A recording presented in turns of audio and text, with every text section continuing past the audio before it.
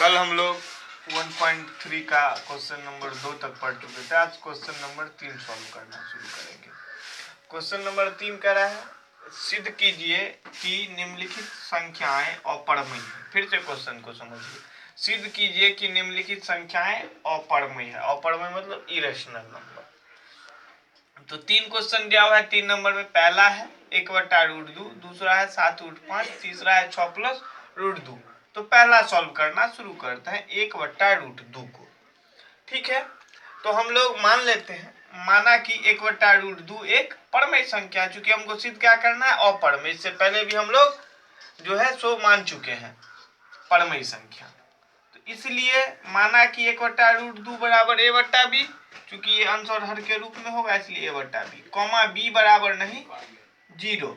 b जो है वो 0 के बराबर नहीं हो, चूंकि हर अगर 0 के बराबर हो जाएगा तो वो परमेय संख्या नहीं होता है। जहां a और b पूर्णांक है तथा a और b में क्या है, यहाँ ये जो a b है वो एक पूर्णांक है और तथा a और b में एक के अतिरिक्त कोई उभयनिष्ठ गुणनखंड नहीं है। मतलब कोई भी कॉमन फैक्टर नहीं है एक के अलावा, जो a को भी काटता हो और b को भी काटता हो। काटने का अर्थ होता है विभाजित करना। जो a को भी विभाजित करे और b को भी विभाजित करे वो सिर्फ एक है।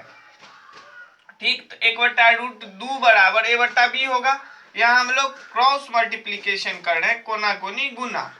तो √2 को a से गुना किया √2a, 1 को b से गुना किया बराबर b, तो √2a बराबर b। अब दोनों का स्क्वायर कर देते हैं, तो √2 का होल स्क्वायर बराबर b स्क्वायर, रूट से स्क्वायर कैंसिल हो गया तो 2a² बराबर b²। ये पहला इक्वेशन, पहला समीकरण हुआ। अतः 2 जो है b² को विभाजित करता है, करेगा ही, क्योंकि ये जो है 2 यहाँ गुना में है, इस तरफ ले जाएंगे भागा में तो विभाज्य होगा। तो 2b² को विभाजित करता है, इसलिए 2b को भी विभाजित करेगा, 2b को भी विभाजित करेगा। ये दूसरा समीकरण हो गया। अब हम लोग क्या करते हैं कि फिर से मानते हैं। अब माना कि b बराबर 2 के, जहाँ के कोई पूर्णांक है, यहाँ b के बदला में हम लोग ये जो b है उसके बदला में 2k ले लिए। ठीक, जहाँ के कोई पूर्णांक है। समीकरण 1 में b का मान रखने पर समीकरण 1 देखिए क्या है, 2a² बराबर b²। तो 2a² बराबर b² लिख दें, या 2a² बराबर b² के जगह पे 2k² लिए 2k का होल स्क्वायर हो जाएगा। तो या 2a² बराबर 2k का होल स्क्वायर तो 4k²।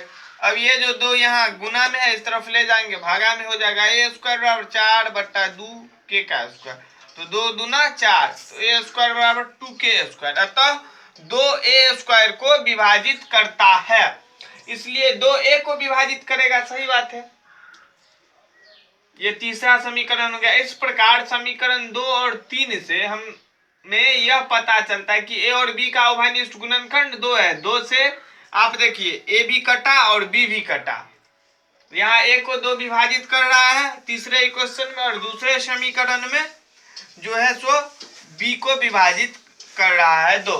तो a और b दोनों को 2 विभाजित कर रहा है, इसलिए एक के अतिरिक्त 2 एक उभयनिष्ठ गुणनखंड है, जो हमारी कल्पना के विपरीत। हमने सोचा था कि सिर्फ एक ही कॉमन फैक्टर होगा a और b का, जबकि 2 भी हो गया। यह विरोधाभास हमारी त्रुटिपूर्ण कल्पना के कारण हुआ। हमने जो गलत सोचा उसके कारण ये हमको मिला कि 1/√2 एक परमेय संख्या, यही हम लोग गलत मान लिए हुए थे। अतः 1/√2 एक अपरमेय संख्या है।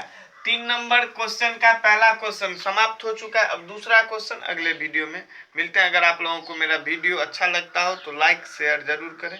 धन्यवाद।